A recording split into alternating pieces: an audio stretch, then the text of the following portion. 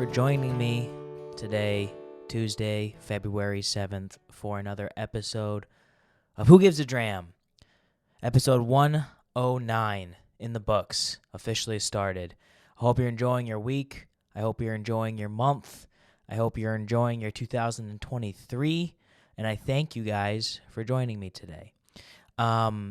We have a episode that we're just going to go back to normal. It's been a little bit odd the past few weeks, but today we're going to go back to the roots. We're going back to our roots, baby. We're just going to review a whiskey. We're going to talk some fights. We're going to talk some movies. And we're just going to see where the conversation takes us, as we always do. I want to quickly remind you guys, make sure you're subscribed to the show wherever you listen to podcasts. Make sure you're subscribed. If you're checking this out on YouTube, make sure you subscribe. Make sure you like the video, comment, and hit that bell notification so you're always updated when I post a new episode, usually every week. And that's it. That's it. Instagram, Facebook, Twitter, TikTok, at Who Gives a Dram. And you can check me out a few times a week over on Bourbon with Friends at BWF Podcasts. But I'm just, so today what I did is I just kind of pressed record and didn't really have any show notes. I'm going to review the bourbon that I reviewed a few weeks ago, but I never released a podcast because of things that happened. So I'm going to re-review it today. And what that bourbon is the Castle and Key Wheated bourbon, 98 proof, 49% alcohol by volume, released last year. There's the bottle. It is batch number 2, bottle number 12,417, and 5 years aged. Distilled and bottled at Castle and Key Distillery, the Old Taylor Distillery, down there in Kentucky. One of my very favorite spots in Kentucky. It's a beautiful distillery with great people that I look forward to visiting in June 30th, which is the first of 2 nights of our VIP Bourbon Ball weekend events. So what happens is if you want, the night before the Bourbon Ball this year, we are throwing a party at the Castle and Key event house on the distillery. So I don't remember the pricing of it, but you can come in. There's a private tasting in their warehouse where there's going to be a 2-drink voucher. There's going to be hors d'oeuvres. I think there's going to be food. It's going to be a good time is what it's going to be. And I'll be there. So go check out us on Instagram, BWF Podcast, for more information about the Bourbon Ball. But that's going to be fun. And I'm looking forward to that. But nonetheless, we are here on this beautiful Tuesday, ready to drink some whiskey. Now, a lot of things have happened since we've done a normal episode. So I'm not going to get into everything that has happened. I'm going to touch on a few key subjects, and then we're going to drink some whiskey. The first key subject that I want to touch on is the fact that incredibly humongous fights were announced in the past few days that I need to give my 2 cents on. First and foremost, Conor McGregor versus Michael Chandler. Not only are we getting that fight live on pay-per-view, but we are getting them opposing each other on The Ultimate Fighter. I have never watched The Ultimate Fighter, and I've never been interested in it. But I can guarantee I will be watching every single episode of this season of The Ultimate Fighter. The Ultimate Fighter has been a dead space in the UFC for the longest time now because they haven't done it well. And I'm very surprised that Conor McGregor signed on to do it. But a lot of just absolutely classic Conor McGregor moments happened the first time he coached The Ultimate Fighter, where he opposed Chad Mendes before. That was before UFC. No, that was after UFC 189. I believe he had already knocked out Chad Mendes at that point. I don't remember. It was around that time. I want to say it was after UFC 189. But I'm sure Conor McGregor knows what he's doing. And what an opponent to come back against. Michael Chandler. Iron Mike Chandler. I got to say, I like him. I like him a lot, man. I have seen a lot of podcast clips of Michael Chandler. I follow him on Instagram, and I really do enjoy his content, and I really do think that this is a tough fight for Conor McGregor coming back into MMA, but it's going to be the best matchup for him. I've said this already on the podcast, but the reasoning of me thinking that Michael Chandler is the best matchup for Conor McGregor coming back is Michael Chandler gets hit. That's all there is. Michael Chandler will come forward and get hit. Now, that's dangerous to some people. That's dangerous to those that don't know how to counterstrike. That's dangerous to those that don't know how to fight off their back foot. That's dangerous to those that don't know how to, capture that big moment, have that big fight energy. But that's just a walk in the park for McGregor. That's not going to be anything to him. The way I see the fight going is Chandler pressing the gas, being the one that puts the pressure on early. McGregor weathering the storm, maybe getting wobbled early in the fight. But I see McGregor grabbing a hold of Chandler, kind of beating him up in the clinch a little bit, maybe trading some shots. And then towards the end of the first round, I see McGregor really trying to create separation and then being aggressive himself. And then trying to create opportunity, but also react to what Michael Chandler is throwing back at him. Because as soon as Michael Chandler gets hit, he's going to be throwing haymakers. And all McGregor has to do is be aware of where those haymakers are coming from and avoid them to then counter Michael Chandler. Because Michael Chandler will get countered, and Michael Chandler can get knocked out. Can Michael Chandler knock out Conor McGregor? Hell yeah, he can.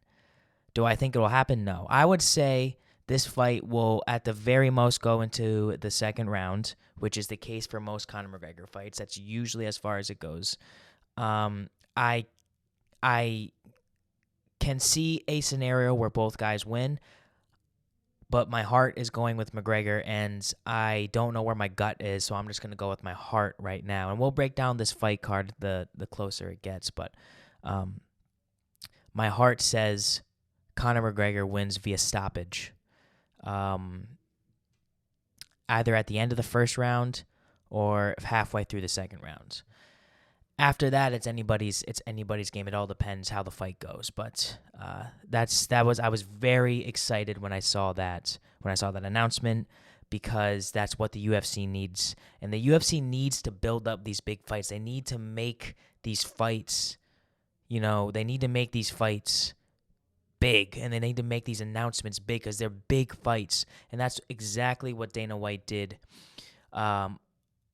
with Adesanya versus Pereira too. He held a big conference and announced Ciryl Adesanya versus Alex Pereira 2, co-main event, Jorge Masvidal versus Gilbert Burns. And to put the cherry on top, we're going to have the fight in fucking Miami, Jorge Masvidal's backyard. So that is the best. That is incredibly great matchmaking right there. Jorge Masvidal versus Gilbert Burns.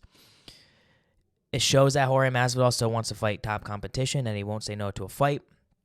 Gilbert Burns is going to be a huge fight for him. It's going to be a payday for him. It's going to be a lot of eyeballs on that fight, and it's a great matchup for Gilbert Burns. Gilbert Burns showed that he can strike and he can take a hit when he fought Khamzat. And if you think Jorge Masvidal is hitting harder than Khamzat, then you're wrong, because he's not. So I look at that fight and I think Gilbert Burns has a clear path to victory, but there's just something about Masvidal that makes you think. He knocked out Ben Askren in 5 seconds. He knocked out Darren Till in 2 seconds. Like, it took him 2 seconds once the fight got started and things were happening after he kicked him in the nuts. But there's just something about Jorge Masvidal where he can't ever can't ever count him out, and especially the fights in his backyard.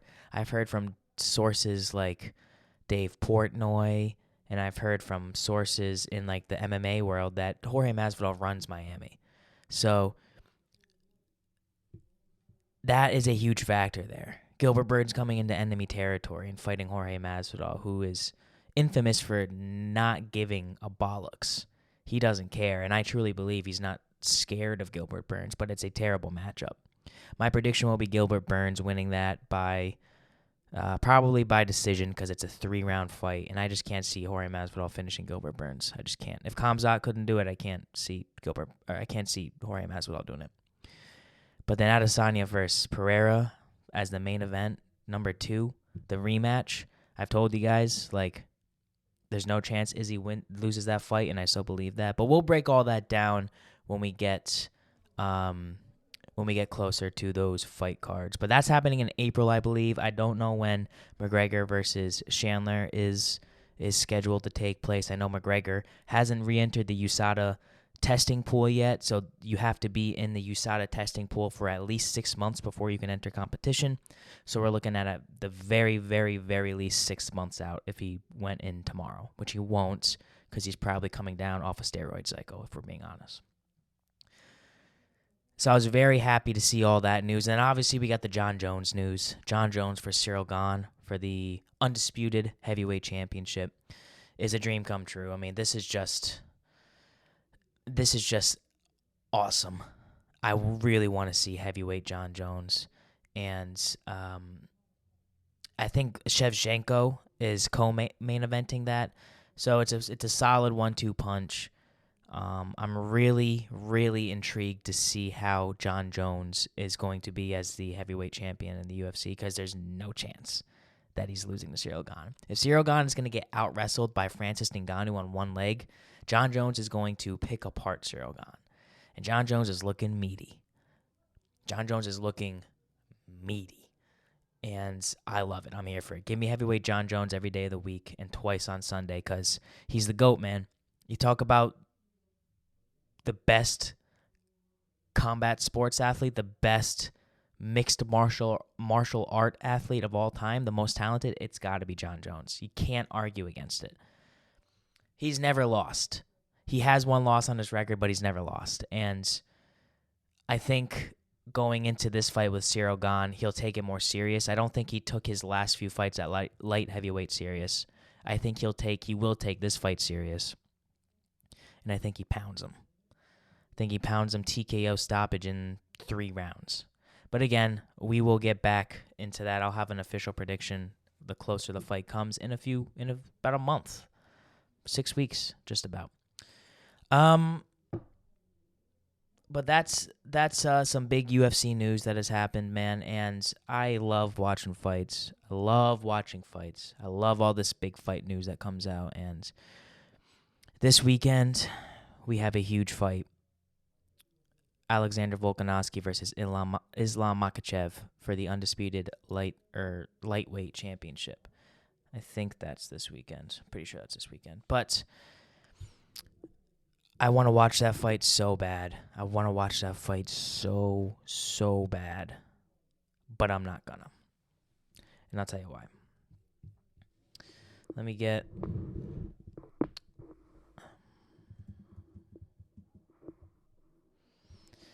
the official card up here. UFC 284, Makhachev versus Volkanovski. Is it this weekend? February 11th? Yep, this weekend, this Saturday. It's one of the best fights in recent memory. The pound for pound number 1 versus the pound for pound number 2. I want to watch this fight so bad. I'm so intrigued.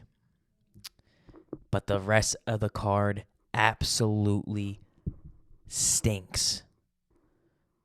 Co-main event. A completely unnecessary interim title bout in the featherweight division. Yair Rodriguez versus Josh Emmett. Yair Rodriguez getting awarded a title fight after beating Brian Ortega. He didn't win after beating Brian Ortega because Brian Ortega's shoulder came out of socket in round 1. Josh Emmett, yeah, he's more deserving of a title shot, but his resume, it's still like this title fight seems so unnecessary to me. I don't know why they made it. Volk has been very consistent defending his belt. Nobody's better than him in featherweight. And this just feels like something the UFC threw together to have 2 title fights on this card, because this card sucks. Yair Rodriguez got beat up by Max Holloway. He got beat up real bad by Max Holloway. Barely won against the Korean Zombie. Lucky strike. I'm going to say it right now. Lucky strike. Was getting beat up for that whole fight. Beat Brian Ortega because Brian Ortega got hurt. Like, what has Yair Rodriguez done? You know? He has a few good wins and he's talented. I'm not saying he's not talented, but this is just a completely irrelevant fight, because if Alex, win or lose, the winner of that fight will fight Alex Volkanovski for the featherweight title. And that is a fight I have no interest in seeing, because Volkanovski will destroy either of those guys. So that's one reason I'm not going to order this fight card. But the rest, the second reason is the rest of the fights suck. The third fight is Jack Della Maddalena versus Randy Brown. Then there's Justin Tafa versus Parker Porter, who's the most Parker Porter, you know? Like, should be working in a deli. And then you have Jimmy Crute, who's a good up-and-comer, versus Alonzo Menfield. But Tyson Pedros, of course, is on the card. But, like, there's just nobody on this card and they're going to charge $80 for this fight. The main event is worth money, but I refuse to spend $80 when the rest of the card is that bad. And that's the issue with UFC now, is that they have to meet their quota of cards per year to get their money. And it's just so ridiculous that they're pushing out all these subpar to even bad cards just to hit that quota, just to hit their KPIs for all my salespeople out there. And it's really disappointing, man, because I wanted to watch this fight so bad. And I'm probably just going to end up illegally streaming it on TikTok, which sucks, because I want to buy it, and who knows, maybe I'll get together with like 10 people so we'll all have to pay like $5. That would be nice. But yeah, that's the UFC talk, man. My official prediction for that fight, by the way, I love Volkanovski. Not necessarily the biggest fan of Islam, but I don't see a world where Islam loses this fight. I mean, my prediction is takes down Volkanovski and just mauls him. And I mean, not mauls him, because Volk is Volk, but I think it's just going to be a bit too big for Volkanovski, if I'm being honest. And, you know, I'm rooting for Volkanovski. I want Volk to win, but Makhachev is this is a super fight, man. This is champ versus champ. This is I mean, if Volkanovski beats Islam, he's the featherweight and lightweight champion. The last person to do that, a fella by the name of Conor McGregor back in 2016. So, how good of times were those when Conor McGregor was on his run? Man, I miss those times. All right, so what else we got? Been watching The Last of Us, and I didn't play the game, but I really like the show, and I really like Pedro Pascal. He's really good at being a brooding lead man, just like he is in The Mandalorian.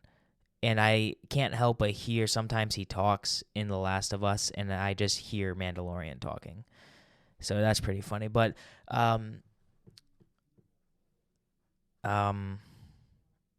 Last of Us is definitely a solid show. I have to watch episode 4 still, but the first 3 episodes were great. A lot of people didn't like episode 3 because it centered around 2 gay characters and there was no zombies in it. But at the end of the day, the note that Joel picks up at the end of the episode is a really formative, has been the most formative thing for him so far. So although there weren't many zombies in a zombie show in episode 3, it really led to what I imagine whatever happened whatever is going to happen in episode 4. So I did enjoy it. I did enjoy it, and very character driven, which I'm always a fan of. I like when things are character driven because it makes you that more invested. You can have a great story and you can have a great, storyboard, and you can have a great idea, but the execution of that idea is always centered around the characters and the character development within said story. And that was the case with episode 3. We got the beginning, middle, and end all in one episode, and it allows us to move forward, but we still remember the lessons learned in episode 3. So, and plus Nick Offerman was in it, so pretty cool. But I've been watching The Last of Us. I haven't been watching that many movies. The last time I recorded this episode, I gave my thoughts on The Pale Blue Eye, starring Christian Bale and Henry Welling. Is that the gentleman's name who plays Edgar Allan Poe? But to give my quick 30-second review of it, yeah, it's pretty boring. And Christian Bale kills it, and I forgot the guy's name. The guy who plays Edgar Allan Poe is good in it as well, but you can skip it. It's pretty cookie cutter of a murder mystery taking place in like the 1830s. So not missing anything if you don't watch it, but if you're a Christian Bale fan and you're a fan of that genre, 1830s murder mysteries, then maybe check it out. I don't think I've watched any other movies since then, though. I think that's it. I don't think there's been any other movies since then. I know Ant Man's coming out soon, the next few weeks, and that will be a opening night movie. I can't wait for Ant Man. I can't wait. I'm refusing to watch anything from now until the movie. I know they released today, Monday, February 6th. They released the first minute clip of the movie, and I didn't want to watch it because I just want to be surprised. From here, I know the gist of the story. I just want to go in surprise. And the older I get, the more I don't want to know anything going in. It's like Christmas morning. I don't want to know. I don't even want to see the shape of my presents. I want to wake up in my fleece onesie pajamas and my thermal-lined camel Crocs and just look for the first time at all my Christmas presents at 6 o'clock in the morning with my cup of coffee. That makes me happy. Same thing with movies now. I can see the trailers, but that's it. Give me one trailer, maybe two at the most. I don't want to see jack shite after that. I don't want to see pictures. I don't want to see synopsises. I don't want to see videos. I don't want to see clips. I don't want to see anything. I just want to watch the movie when it comes out. And the older I get, the more I appreciate going in not knowing exactly what's going to happen. I used to watch every YouTube video associated with it and go for here's what I think's going to happen and here's what people are saying. The insiders are saying this happens. Oh, this guy went to the premiere and he gave a really strong hint of this guy coming in that wasn't in the trailer. No, don't want to see it. I wish I didn't watch the second trailer to Doctor Strange in the Multiverse of Madness that released on the Super Bowl last year because it showed, you heard Patrick Stewart in the back. And how cool would it have been if they just showed them and they didn't tease the Illuminati coming in. It was really cool seeing John Krasinski come in as Mr. Fantastic because we didn't know. A lot of people assumed that was going to happen, but we didn't know that was going to happen. And that's what I like. I like being surprised in the theaters because I like going to movie theaters. I think movie theaters are an integral part of our society, especially post-COVID, because we can go out and enjoy these mass events. I'm looking forward to sitting down with other Marvel nerds and watching. Well, first of all, walking right down the road to my now new normal movie theater, because the old one closed down. Someone probably got tetanus and they had to shut it down. But this new movie theater is a walk down the street from my apartment, so your boy can have a little sip of some Colonel H. Taylor if he wants to before you're going down there. Warm his bones up. Get ready for 2.5 hours of what seems like awesomeness. I cannot wait for Ant Man. Very excited for Ant Man. So when that comes out, that will be a movie we go into detail about here on the podcast. Spoiler free, of course. Spoiler free, of course. Speaking of the Super Bowl is this Sunday, February 12th. And I, for some reason, am so excited to watch this Super Bowl. Now, I don't know if it's because it's just been a shitty few weeks and I'm just excited to sit down in my pajamas and in my fleece-lined camel Crocs, like I just said. And, okay, here's what we're doing for the Super Bowl this year. Here's a little inside information in the Gilbert lifestyle. So usually what we do during the Super Bowl is we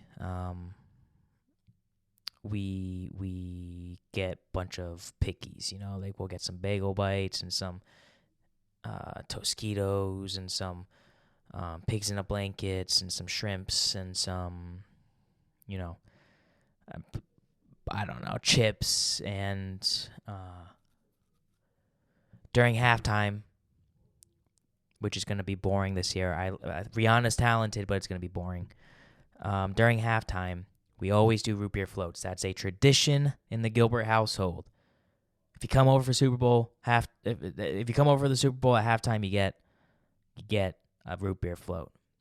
So we're still doing that, but this year, instead of doing all the munchies, what we're going to do is me and my brother, past podcast guest Kale, are going to drive about 45 minutes up to the nearest Pizza Hut and get 3 pizza boxes, like dinner boxes.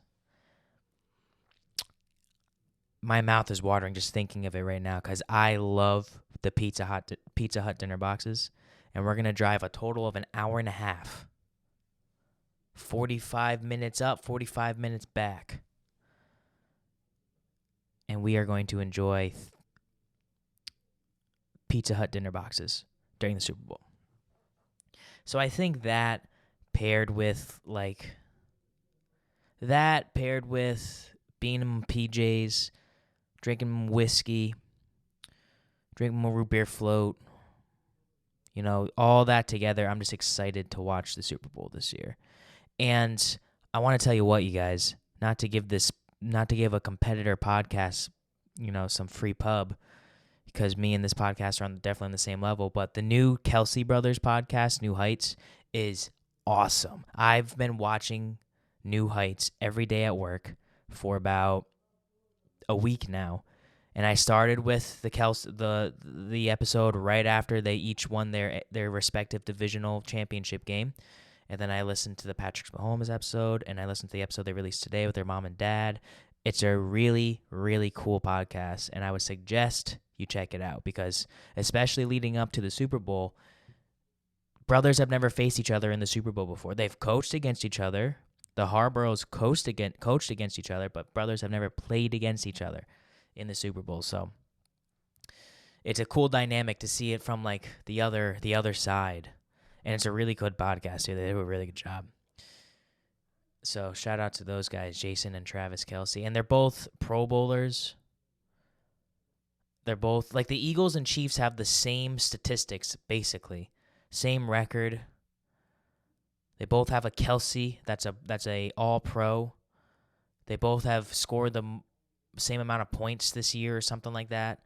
It's pretty eerie how similar their accomplishments are this year. And everyone's saying the NFL is scripted now, and they're saying, oh, they accidentally duplicated the script, which is a hilarious meme. But I think it just goes to show it's a pretty even matchup.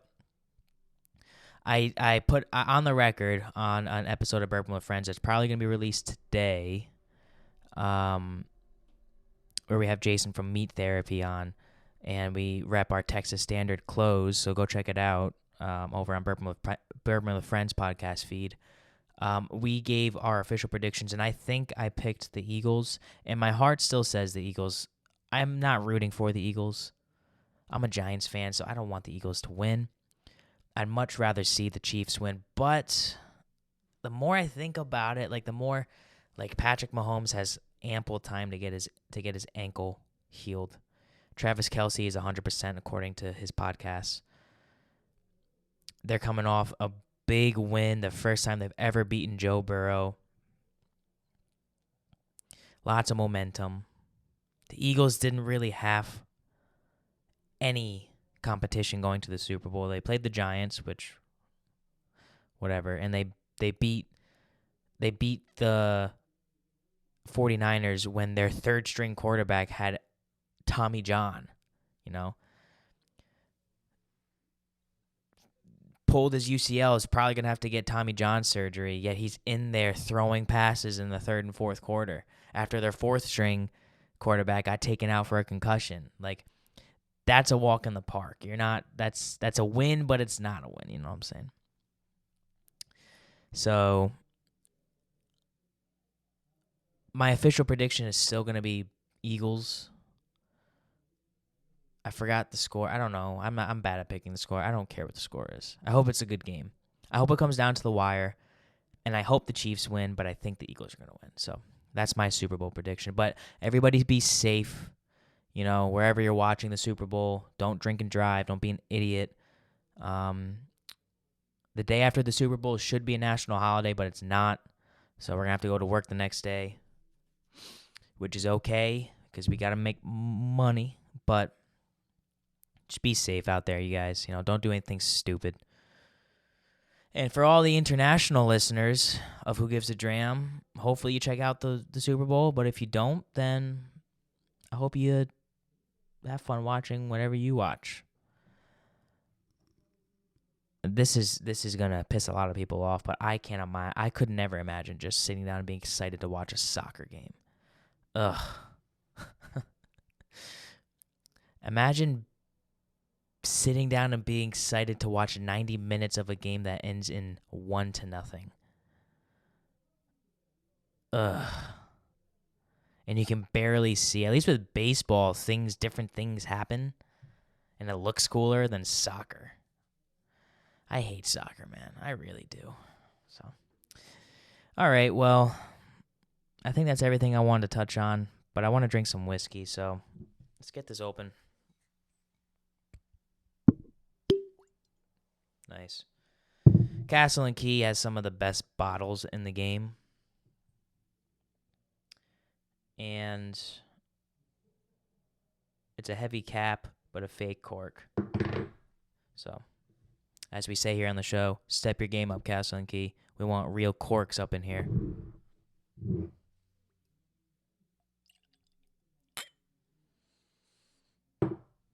So I can tell you for a fact, when I reviewed this but didn't release the episode, I loved this shit. I loved this stuff. I haven't listened to that episode, so I don't remember what my exact tasting notes were or anything, and I haven't had this since. It's been sitting on my desk.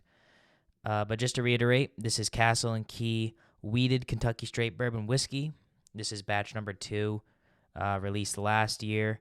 It's 49% alcohol by volume, which for us in the United States is 98 proof. This is bottle number 12,417. It is a 5-year-old wheated bourbon. Castle and Key restored the historic Old Taylor Distillery, erected in 1887, with a new vision and promise. The awakening of this legendary bourbon icon enables us to create captivating spirits and endearing memories. We craft our spirits with carefully selected grains and a unique barrel regimen to thoughtfully produce distinct spirits to our exacting standards. Come raise a glass with us. Distilled and bottled by Castle and Key Distillery, 4445 McCracken Pike, Frankfort, Kentucky, USA, 40601, castleandkey.com. Government warning. I'm just kidding. It's funny because when you go to Castle and Key, and it looks like you're going through Incest Central to get to Castle and Key. No offense to the people in Kentucky that live around Castle and Key, but it looks like those people are, it looks like those people have their families all live together in one house, if you know what I'm saying. Like, Like, it's not just the nuclear family of the United States, like a son, a husband, wife, and 2 kids or whatever, and a dog. It's like you got aunts and uncles and cousins, and some of them are married to each other, and that's what it looks like going into Castle and Key. But the actual distillery is beautiful. The actual Castle and Key distillery is beautiful, and it's one of my favorite spots. I've been there twice now, and I'll be there, like I said, in June, maybe even before that. I might be going down to Kentucky before the Bourbon Ball. But man, it feels good just to get some whiskey back in a glass. Not going to comment on the color because who cares? And yeah, this just smells so like, it smells like vanilla Coke. It smells like cherry vanilla Coke with cinnamon and, oh God, this smells so good. I'm such an alcoholic. Yeah. It smells like cherry vanilla Coke with some cinnamon sprinkled in there. Yeah, that's really what this is smelling like. It's really sweet.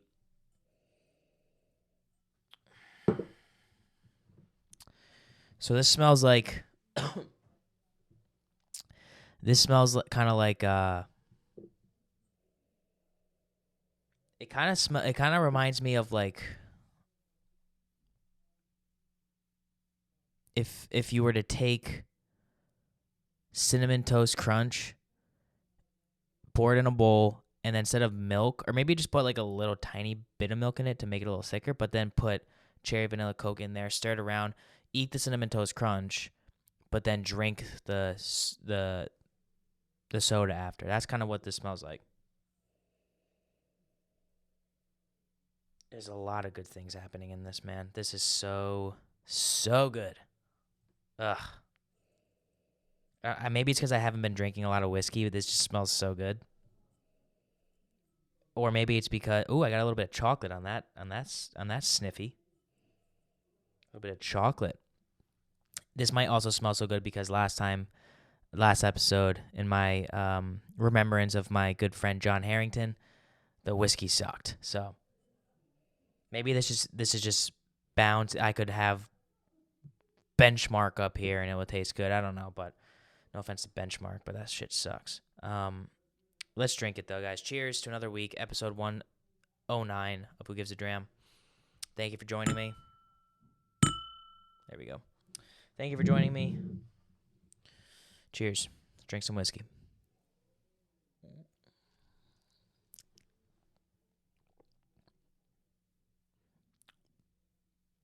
Very much lighter than I remember, but I still get that soda. Like, it's just like cherry vanilla soda in a glass, but alcoholic and not soda, whiskey. Got to give it a second to get down my esophagus.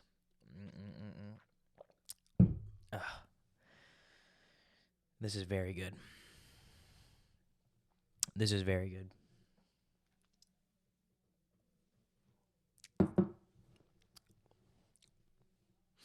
This is very much like cherry vanilla Coke. Like, holy shit.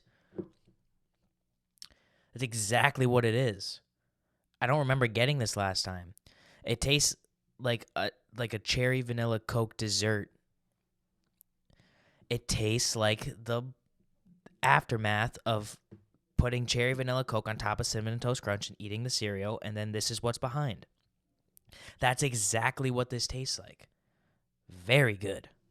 This is way better than their small batch bourbon. Way better. Both batches. Forgot what batch I did on the podcast, but this is way better. This is a hitter. This is a hitter. Just smelling it. I just like to smell it. Get my sniffer right in there and just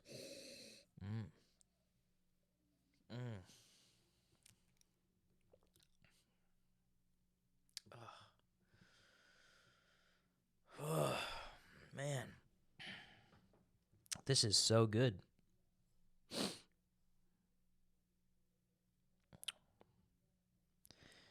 This reminds me, man, this reminds me of like a, this just reminds me of a beautiful woman. You know, like this just reminds me of like, you know, like when you meet somebody for the first time and they're beautiful and the vibe is there and you're having a great time and something could happen down the line where you don't like them anymore. But the first time you meet them, you're like, oh, this person's, excuse me, is so hot. And their personality is so awesome.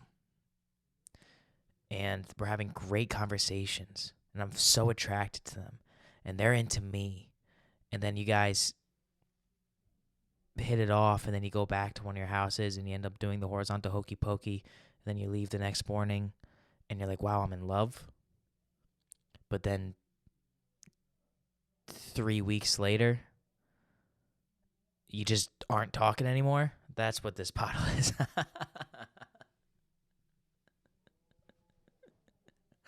Am I speaking from personal experience? Maybe. Is that what this tastes like? Is that what this reminds me of? Yes. The reason I say that is because I feel like right off the bat, this is just sex in my mouth. But I think it's because I had bad whiskey last week. So I think what I want to do, not tonight, but in a future episode, is blind the wheated bourbons that I like the most, and then figure out which one's actually the best. The wheated bourbons that I like the most will consist of this, will consist of Weller 107, will consist of Larceny Barrel Proof B522, B521, no, B522, will consist of a few more probably that I can't think of right now, but I am curious to see if this will stack up. Probably Weller 12. Maybe Weller single barrel. Probably do all the Wellers that I have. Plus Larceny Barrel Proof. What else do I have? That is weeded.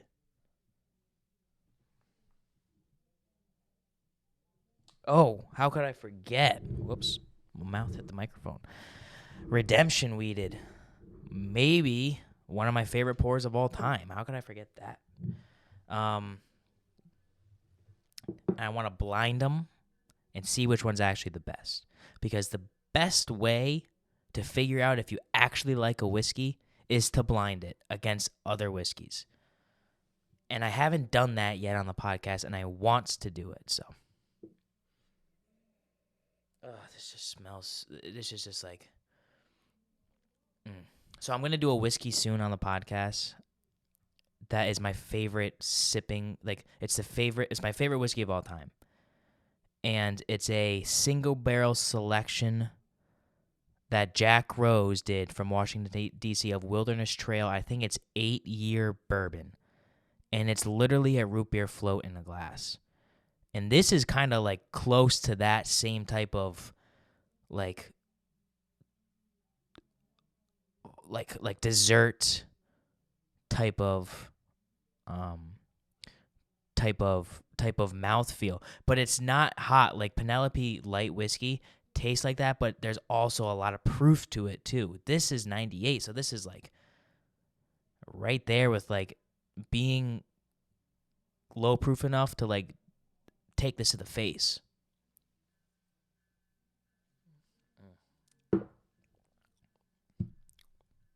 Wow. Castle and Key.